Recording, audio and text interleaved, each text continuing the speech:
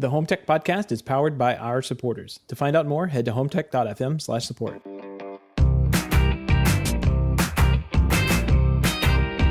This is the HomeTech podcast for Friday, February 23rd, 2018. From Denver, Colorado, I'm Jason Griffin. From the Garage Studio in Sarasota, Florida, I'm Seth Johnson. Seth, new music. Definitely new music. After 200 episodes of playing the same, should we reveal the file name on that? Should we say what it's called so people kind of know the inside joke? So the secret is out? Yeah. Go for it. Because once I say it, you're never going to unhear it. And at least you can't put that genie back in the bottle. No. So the file name on it is Kelly Clarkson type rock music or something like that. So every time I loaded that song in, I just had to laugh because, it does. Now that, if you hear that, go listen to episode 199. Yeah, that sounds like Kelly Clarkson singing away. Yeah, that's right. Well, we've got some new music, and we're pretty excited about it. That's just a small bit of the sort of new approach, right? We're going to be taking, and Seth, you and I have had a number of late night sort of strategy sessions leading up to episode 200. And we're really excited. I mean, first of all, I just want to say that can't believe it's been 200 episodes. I've had a great time recording the show with you, Seth, and really appreciate the time we get to spend every week coming together and talking about the latest and greatest in the smart home. And it's just been a lot of fun, man. So I wanted to thank you personally for being on the journey with me, and I've had a blast. Yeah, well, thank you, too. I mean, this has definitely been a really good partnership to be part of. Like we have really sat down and within 200 episodes, we've missed a couple of like holidays and vacations and maybe times where we were both sick or just flat out couldn't make it for the week. But I think for the most part, out of 200 weeks, we've had probably 190 episodes, 180 episodes, plus the doubles where we do like 2 or 3 shows at CEDIA. Like that's happened in the past too. So, I think over after all that time, like I think this is really it's been a whole lot of fun. That's for sure. I didn't expect. In my wildest dreams, I remember going back and talking like, it would be good to make it to 50. Like 50 was like a lofty goal, like at the time. Right. So 200 episodes is just mind-boggling. Yeah, it's pretty awesome. And on that note, also want to send a huge thank you to our listeners. Seth, like you said, when we started out, we really, you just don't really know going into it. We both felt passionate and excited about the project, but you're never really sure when you hit record on that very first episode what's going to happen. And here we are, a couple of 100 episodes later, and have a fantastic community and have made so many new friends and new connections, and have learned so much by doing it, and really would not be possible at all without our listeners. So I wanted to take a moment right out of the gate and send a big thank you to everybody who has tuned in and has been a part of the journey that is our first 200 episodes. Absolutely. I'm going to echo that thanks, and just thank you very much. Without the listeners, without the feedback, I don't think we would be at 200 at all. Like there's just no way. I think that we would have stopped long ago, but without the support we've gotten from the community, this show would be nothing. So thank you guys very much. Yeah, definitely. Part of what we're going to do on this episode, I think we've got a fun one planned out here. We're going to introduce a new sort of segment that we're going to be doing, Home Tech Headlines. We'll talk a little bit more about that in just a moment. And the big sort of feature set that we're going to do that I think is going to be a great time is we're going to actually take a look back into the archives. And you and I have both picked out a handful of our favorite episodes from the first 200. And I think the fun part is, I have no idea what you picked, Seth, and I have not shared my picks with you. So it'll be a sort of a fun, just natural way to look back and see what our unique perspectives are on what have really comprised the best shows we've done. And who knows, maybe we'll have some overlap, and we'll see how that goes. So I look forward to getting into that. And like I said, we are going to do a little bit of news here on this episode. But as we alluded to right out of the gate, want to just take a quick moment here to talk about some of the ideas that we have, and really, Seth, you and I again have sat down a number of times here, sort of late night sessions leading up to this episode, and really reflected back on the first 200. And when we started the show, Seth, you and I were both integrators out there in the field, and you and I are both still very much involved in the home technology as a profession industry, but certainly not as directly or as in such a hands-on manner as we used to be. But that's always been part of our DNA here at the Home Tech Podcast, and really that will certainly continue. That experience has been very, very valuable.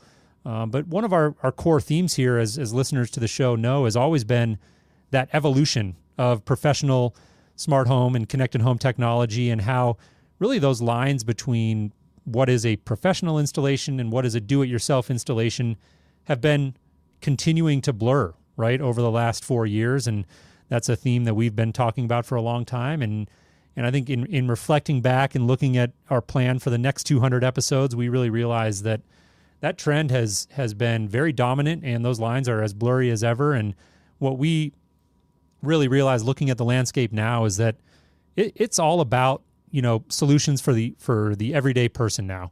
And home technology has become so much more approachable for people on any budget and, at any skill level who are willing to invest a little bit of time.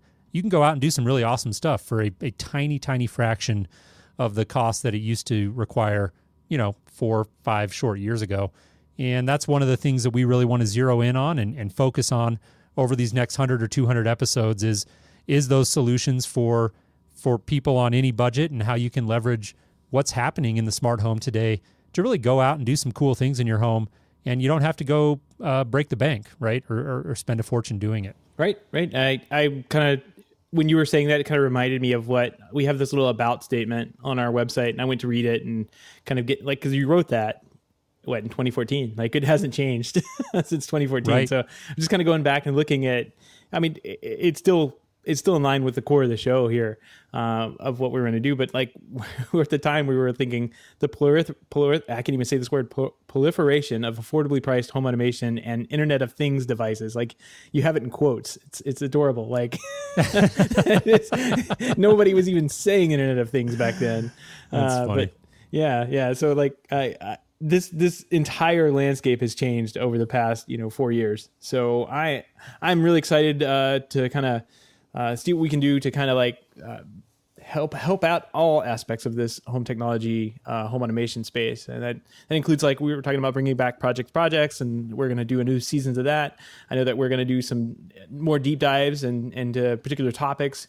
And one we'll probably get into later as part of the draft. Yep. I say draft picks, but that's what we're going to do. We're going to run a draft. If I pick one or you pick one, into the archives. On my list. Yeah. So that should be fun. So, I can't wait to get started. Yeah. We've got a number of segments and themes and things, Seth, that you and I have identified as ways that we can really sort of sharpen that focus on these sort of solutions and what people can do. And we won't get into picking all those apart, but like you said, we're really looking forward to diving back into more of the project stuff and hearing from listeners, right? What our listeners are doing in their own homes and diving into more of those conversations. Seth, I know you and I have personal projects at our homes that we're going to be ramping, or that at least I know that I'm going to be ramping up in the coming months and years. And definitely looking forward to sharing more of that and some of these other ideas that we have drummed up. You'll have to stay tuned to future episodes, and we're really excited about it. And again, want to thank everybody for being part of the journey so far, and let everybody know that we've got some really exciting and fun things planned for the next 200 episodes. Yep. Well, speaking of exciting and fun things, I got a pick of the week. I don't know if you want to click on that link there, which should take you over to our Slack channel. Here we go. Yeah. So that is my picture from the Apple Store. Oh man, you did it, huh? She went back. Not that I had any doubt. Not that I had any doubt after last week, but you've returned the HomePod. You decided not to keep it. Yep. So there it is. The box is upside down because I couldn't figure out how to get it back together. And then the Apple guy opened up the box, and of course the little cord there's a little notch for the cord in the box that I didn't see because I put it in upside down, figuring that would be the easy way to do it. And you rotate the HomePod and the cord, everything falls into place. Of course, it's Apple. It should. But the funny part is I'm standing there trying to return it, and you can see the Apple Store is pretty busy. And they made me go stand by the HomePod to return it. So there was a guy there in the Apple Store trying to sell a HomePod as I'm sitting here trying to return it. which is Interesting. which was great. I mean, it was not great for business. No. But you know what was really nice, and there's no way I could have tested this in my house. But you see that table there, the HomePod's in the middle. This is a standard Apple table that you see here. He was over in the far end there, kind of at the end of the table, opposite of this picture, over by the DVLA thing, that's the big crazy ugly speaker that I've been meaning to check out at CEDIA every year. He was way over there, and he said, and I'm going to have to turn my phone over or something. He said, "Hey Siri," kind of just like at a conversational level, in the noisy Apple store with the music playing in the Apple store. That thing picked him up and started and did what he said. Huh. It was pretty amazing. And I could not have done that on my phone. I couldn't have done that on my watch ever. But I knew that the mics were sensitive by using it in the house. And I think I said in the review that it did a very good job of that. I had no idea that it could cut through that amount of noise and listen to a very specific voice. It was very impressive. That is, I think it's one of the things you mentioned last week as a a positive of it. But yep, overall, seems like you didn't have a great experience, or at least not great enough to justify the cost, and I think a little bit of redundancy in your home setup. Yep, and one thing I'll put into the links. I was going to do like a video review, or at least picture review, or maybe write something up and take a bunch of pictures. That the MKBHD, he nailed what I would consider a review. So if you want like a definitive review of where the HomePod stood, every point that I had written down, he nailed it, covered it, talked about it. There's literally no reason for me to write anything after watching that, because it's great. So I'll put a link to that in the show notes. Cool.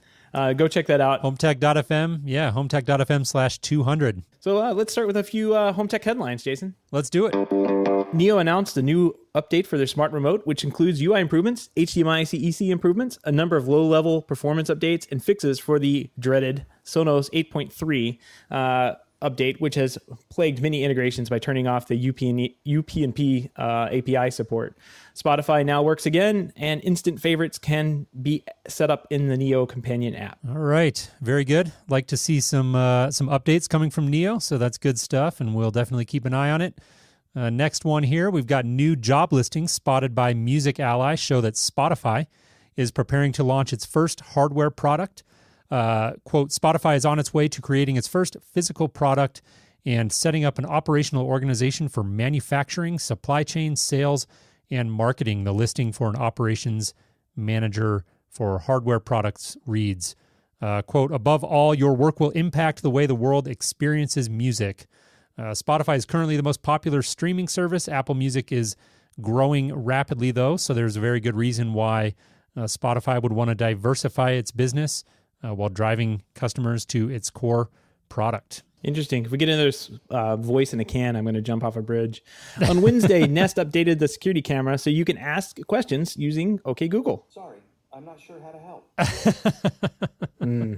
The update comes on the heels of Google's recent announcement that Nest is joining its hardware team. Very good. All right. Well, there you have it. A little bit of progress coming from Nest, and we'll keep an eye on that. It's going to be interesting with them merging back into Google. So shifting gears here, Microsoft, Seth, announced that its digital assistant Cortana will now work with IFTTT, or IFTTT, as we've called it numerous times on the show, and a number of new smart home devices as well, such as Ecobee, Honeywell Lyric, and Lifix. To set them up, just open Cortana on Windows 10 or launch the Cortana app and add new products under the Connected Home menu. The IFTTT compatibility helps open Cortana up to a number of third-party services. Very good. Always good to see Cortana getting more integrations, and hopefully one day that technology will catch on. We shall see. All right. Well, that's a quick headlines. Again, we're gonna sort of do some rapid fire news like that on episodes moving forward. I think it'll be a great way to introduce some of the stories, Seth, that often when you and I are planning our episodes, some of these things end up on the cutting room floor because while they may be worth knowing about, we don't have a whole lot to add to them, and so sometimes we don't always hit them. But this is a great way to hit those very quickly and give you a little bit of an update. One of the news stories, Seth, that we wanted to touch on this week that we felt like warranted a little bit more conversation is the Wisecam For those of you not in the know, it's spelled WYZE. This is a really interesting product. I think when I first heard about WiseCam, I was very dismissive. This is a connected camera that costs $20, which, on its face is astonishing. And it really makes me scratch my head and think, how can they even do that? Well, they appear to be having some success because they have now come out with a version 2 of the camera. Still costs $20, has better camera sensor, has a better camera sensor for improved day and night vision, better audio quality. It supports two-way audio, which it sounds like it has since version 1, and motion tagging technology to detect and outline motion in its footage. So it's got a number of improvements. A bunch of these other features here we might dive into are the same from version 1. But Seth, I'm just amazed. A camera for $20. I personally think I'm going to go out and buy one of these just to see what the experience is like. It's pretty incredible. Yeah, it's not just the camera. You get a free 14 days rolling cloud storage for free. That's right. And that's, I think, now you have Nest cams, right? So that was a roughly $200. I have drop cams. Yeah, yep. Yeah, sorry. I've had those drop cams since before Nest acquired drop cams. So I've had them for quite a while, but I think, like you said, when I bought them, they were $200. And correct me if I'm wrong, but there is some kind of premium, like pay as you go or pay monthly or yearly service. Yeah. Yep. So this, not only is it $20, but it's also giving you that 14 days rolling storage. That's a big disruptor to things like the Nest Cam, Arlo, heck, Amazon's camera thing too. Like it could definitely disrupt that, because I still think that's around $100. The new Nest Cam is 4K, but it only records in 1080p, and it kind of does this weird algorithm where it figures out that somebody's walking by and zooms in on them within the 4K image, and you that's what it records, but it doesn't send up a full 4K image to the cloud to be saved and watched back later. So I don't know. I think for $20, it's almost like, well, why not? Like you said, right? Get it, see literally, if it works. Like and my only hesitation is at $20, I don't know how they stay viable as a company. What do they have to be producing this thing for to sell it for $20?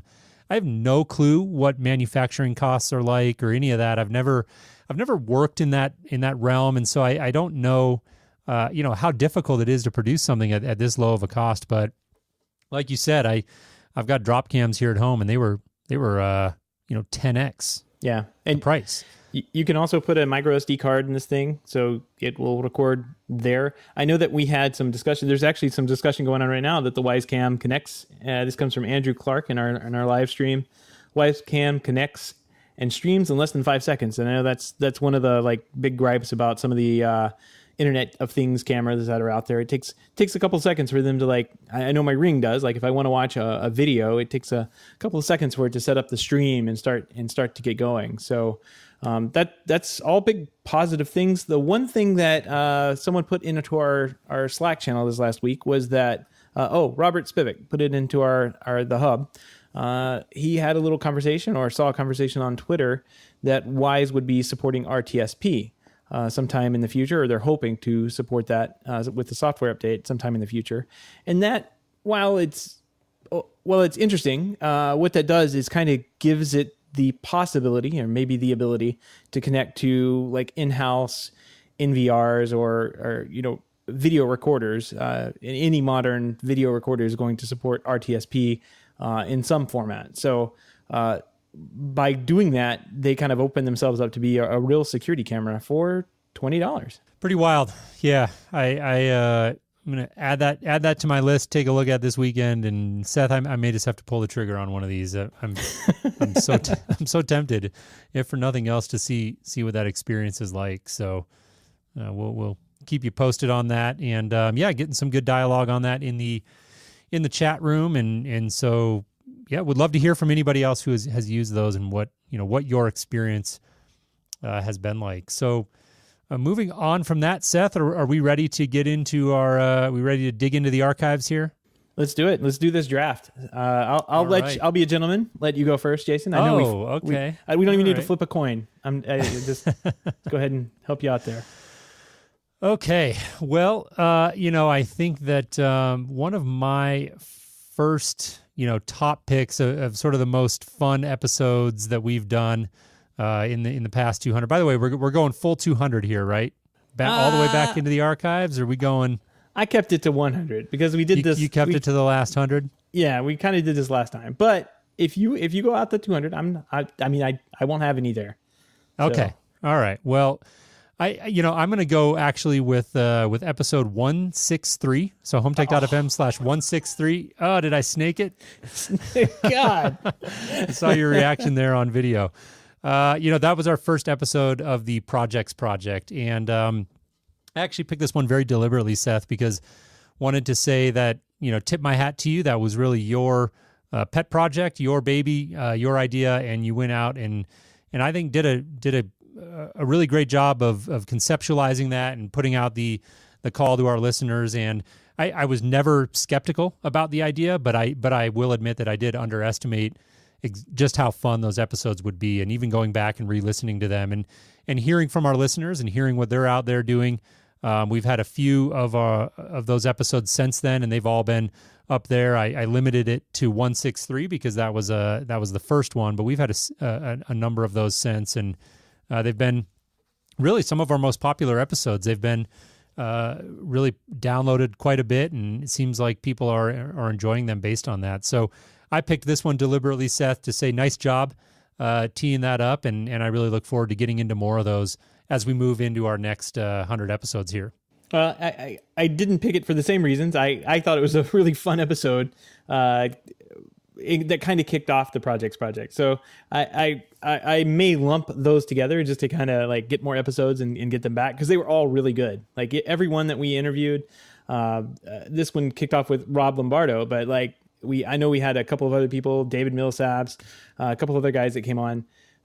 Every one of those was amazing, and we got really good feedback from the community on them too. So we'll put links to all the episodes, I guess, in the show notes, including 163, which was stolen right out from underneath me. So shouldn't have let me go first. Yeah. Well, that's what I get for being a nice guy, right? No good deed goes unpunished. That's it. One of my favorite sayings for good reason. Yeah. All right, what you got? All right, I'm going to take episode 160, having a gaffasm with Bruno Napoli off the board here. Now, for the title alone, that was one that I considered. Tell me your reasoning. Well, it was actually a pretty good conversation that I think started a couple of episodes back, and I'm not going to tell you which episode because I actually have that episode on my draft pick as well.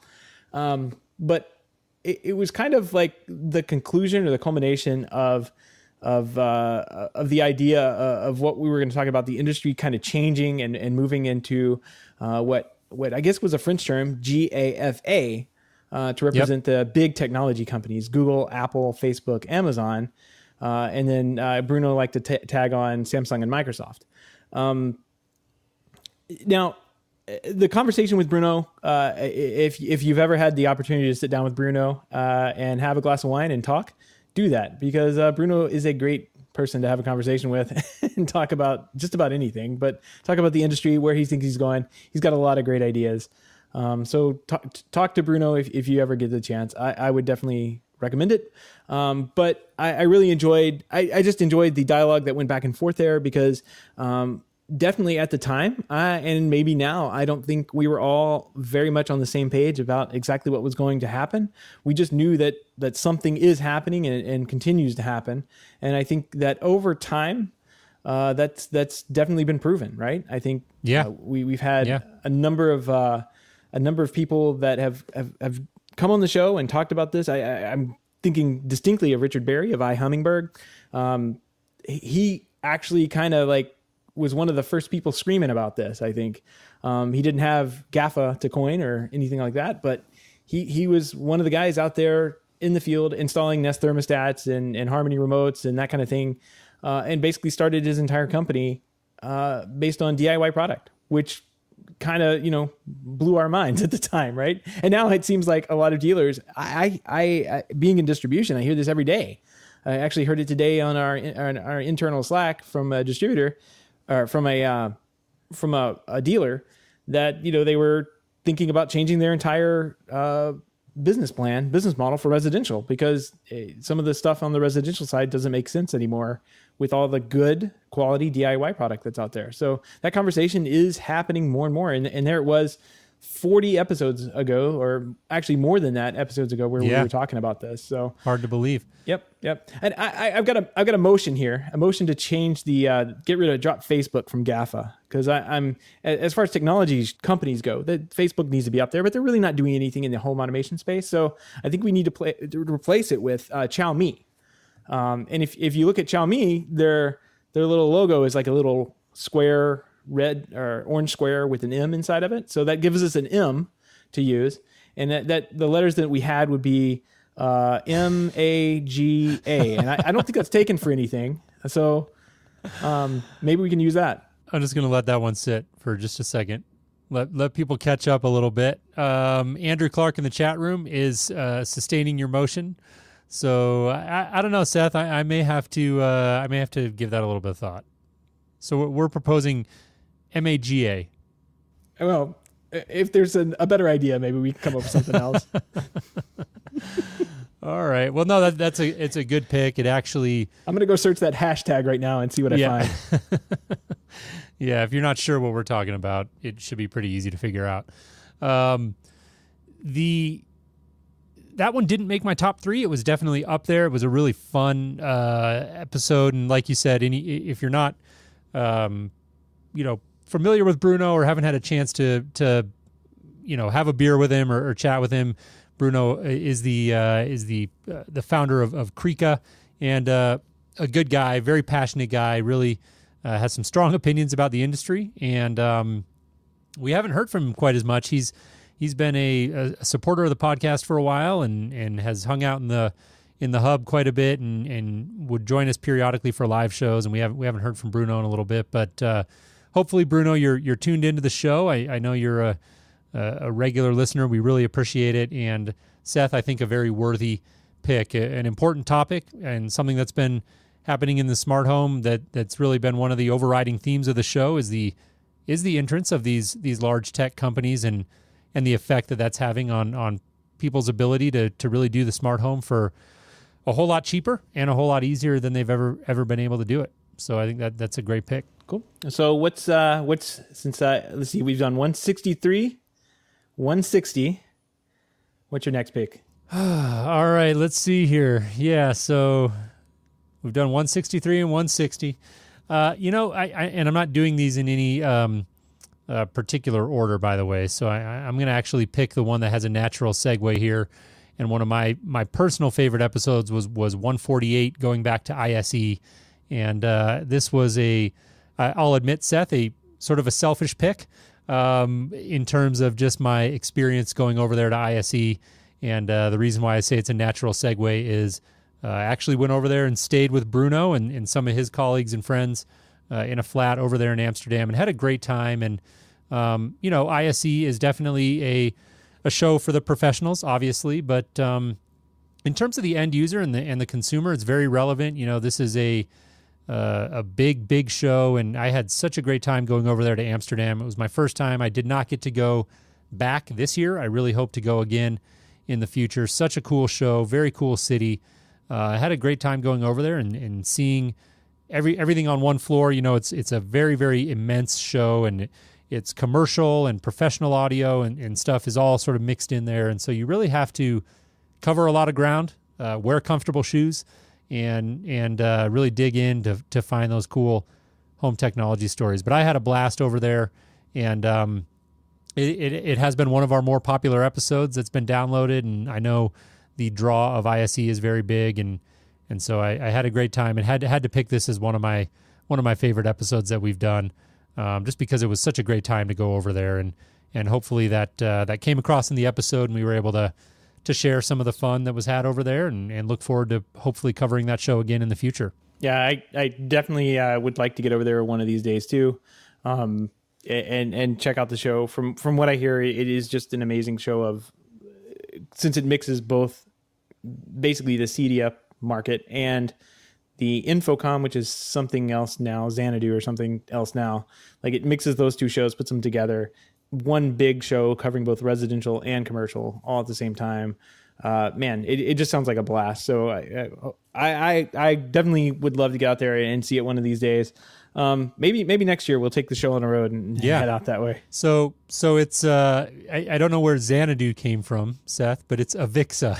So you were close. Yeah, whatever strange weird name that they were going to give it there. That's sort of like when I try to pronounce Chow Mi. Right. Right. That's about how close I get, typically. All right, and that was 147. All right, what you got? 7, you said? That was, hold on, I got to get back to it. That was 148. I think there's a couple of them there, so I'll put the range of them in the show notes. There you go. All right, so next up, let's see. I've got a pretty good list here. I think a couple in the hopper. Let's see. I'm going to go with 105, the DIY automation roundup. Did I gone with steal that it? one first? You would have been pretty bummed though. That was going to be the one I went to. It's a good one. It's a good pick. All right, so I think we both can agree that was a lot of fun. That was a big project we did. We went and looked at the kind of the state of DIY, and as I kind of teased earlier in the show, I think we're going to do that again. It's definitely on the books to like go back into and look at and see what these DIY platforms look like. And I think giving them, we didn't do this last year. So I think this gives them 2 years to catch up or do integrations or kind of stay the same, right? So I think after that, we'll have a better idea and be able to compare a little bit better than kind of just going in cold and saying and looking at just the features at their face value. We'll be able to see if the product is actually being developed, being worked on, been updated, that kind of thing. How big the community is now that all these DIY solutions have come in on a mass market. Like, what do these products look like now? And I think comparing that with 105 and heck, just doing 105 was a monster of a task.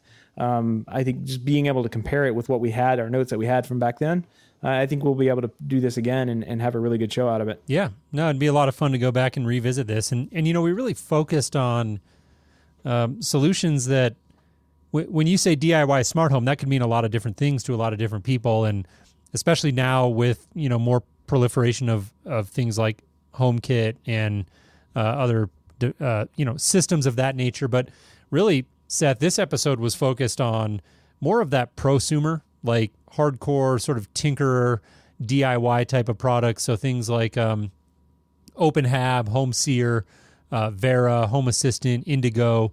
Those were some of the systems that we covered on that episode. It's been a very popular episode. It's still getting downloaded on a consistent basis, and I agree with you. It's probably a great time to go back and revisit that and see what these companies have been able to do since we did this show. I'm looking at the page right now. It was April of 2016. So like you, I think, alluded to there, it's been almost 2 full years since we did that, and I think it would be a lot of fun and definitely something that we've talked about as we've been preparing for these next 100 episodes is revisiting this and digging back into these DIY systems and seeing what's new, and what's out there. And I know we got a lot of great feedback when we did that episode, and a number of people had sort of emailed out and said, "Hey, great episode, but you missed, X, Y, or Z system." And so we'll go back and dig through those and maybe incorporate a couple more. But it was pretty comprehensive overall. Oh yeah. I would say if you did send that email, please send it again. Like if we missed one, or there's a particular like prosumer type DIY product that we should really take a look at again, or add onto our list. Take a look at that episode. I'm sure all of them are in the show notes that we went through. If you see something that's missing, I know one of them definitely is missing. I can't even remember what it was, but I did write it down. Yeah, there wasn't a ton. There wasn't a ton. I think we got a couple of emails, but they were maybe episodes we had. Sorry, they were products that we might have deliberately sort of left out for various reasons. But anyways, point being, it would be a lot of fun to dig back into that, and that was a great episode. So good choice there. All right. Well, let's see. 1, 2, 3, 4. This will be 5, and we got a 6th. There's one more. So, is this me? Is this me? No, this is you. No, it's my turn here, and I'm just looking to see.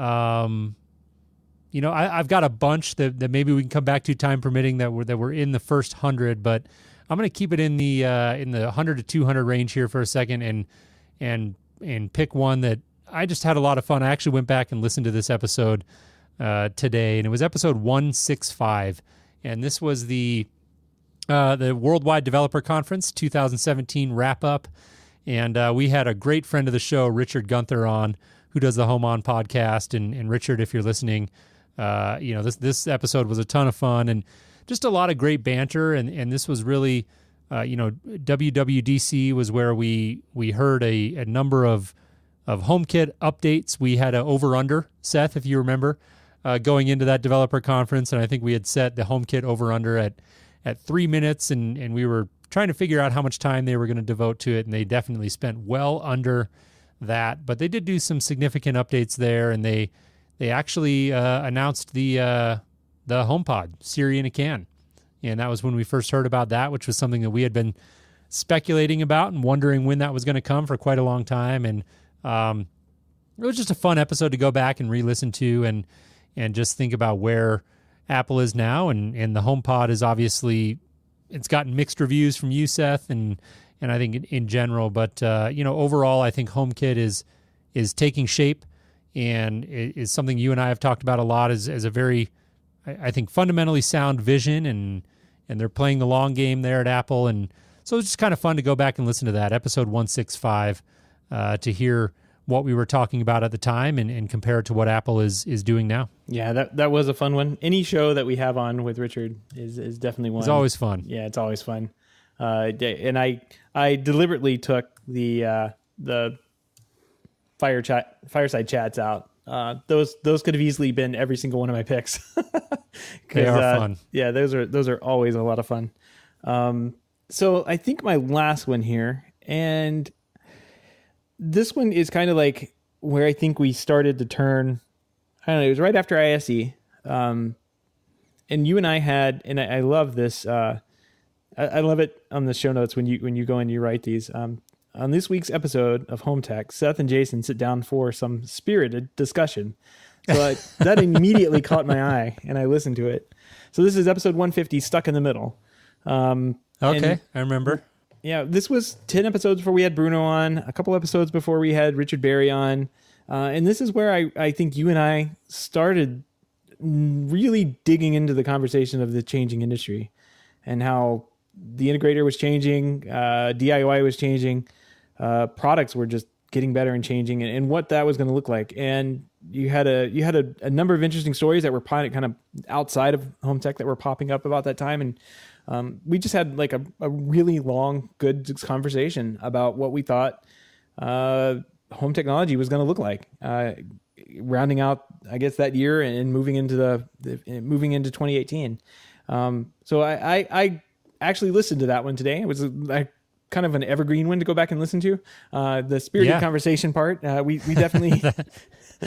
That's what caught your eye, huh? Yep. Well, I mean, we definitely kind of, have to agree to disagree sometimes on some of these topics. And, for sure. Yeah, that one's definitely, I mean, it's not like we're angry at each other, but it's definitely one of them where we have a couple of differing opinions on the same take. So go check that one out. I had a lot of fun, having the conversation with you. Yeah, no, absolutely. I remember that episode, and it definitely crossed my radar as I was sort of picking my top three, and I've got a whole list of episodes here, and maybe we can do some rapid fire here, some of our other favorites, but I think those were my top three, and I think they were good picks. Seth, seems like we had a little bit of overlap, which not totally surprising to me, and man, there was a lot to pick from. That was the one thing that struck me going back and looking through the catalog and trying to remember, especially with some of those earlier episodes, just based on the title, it was a little bit hard to remember. But going back, some of these really old episodes, episode 7, paper, pens, and home automation, Staples was getting in the home automation game, right? You remember that? Oh God, yes. It's quite funny because Richard, who I think is hopefully still in our chat over there, he was talking about just this last week unplugging his Staples Connect before the servers, eventually got cut off. I saw that on Twitter. I was like, oh my gosh, that's right. He still has his thing plugged in. Yeah, so it's crazy, to go back and see some of those, and I think that's really why I wanted to dive back in and use an opportunity to sort of look back and not just to reflect on what we've done here at the show by any stretch, but really more to look back and see how some of these broader themes have played out, and what does that really mean? What does it mean for the consumer and the home technology user? And I think by and large, all of the trends that I've seen play out, and going back and looking at our first 200 episodes, have really played out in the consumer's favor. And if you're even a casual technology fan, or a seasoned home technology or home automation tinkerer or veteran, it's all great news. Everything that we've seen in the last 4 years has been really, really good news for the end user. Costs are coming down, functionality is going up, reliability is still probably the sore spot for most people, and keeping things online and consistently working is a challenge, and I don't see that going away anytime soon. But overall, just the approachability and the affordability of the smart home has changed so dramatically over the last 4 years since we started doing the podcast, and it's really cool to look back on and see. Yeah, absolutely. I'm flipping through these, like Fire TV was announced. Yep. The things and products that you and I just like take for granted, right? Like this stuff was just coming out back in 2014, and it seems like it's been around forever now. But nope, it's only been a couple of years. This stuff has been really changing underneath us, and getting. I mean, gosh, man, like you're saying, it's a whole lot better than it was. Even when we started the show, it just seems like the little progress that we've made. The point where we're yelling at our phones to the point where we're yelling at a can, like the progress that we've made has been pretty good. Yeah. Overall, I think the little small amount of maturization, I guess is the word I'm looking for. I don't know if that's even a word, but like the little small amount of maturity that this industry has gotten from the last just 4 years has been outstanding. Yeah. So I'm hoping in another 4 years, we see the same amount of maturity and same amount of products coming to market. We'll be doing pretty good. Absolutely. Well, we'll include links to all of those favorite episodes in the show notes. Again, HomeTech.fm/200, and maybe we'll include a couple of these others off the cutting room floor, perhaps. But there was a ton of them. It was really hard to pick. And Seth, I thought this was a lot of fun. So hopefully listeners enjoyed it as well, sort of going back into the archives and just reflecting a little bit. But well, here's an idea. If you have a show that you like, that you want us to go back and listen to, go to HomeTech.fm/feedback and let us know which one you like the best. Definitely would like to hear what people like listening to or got started listening to.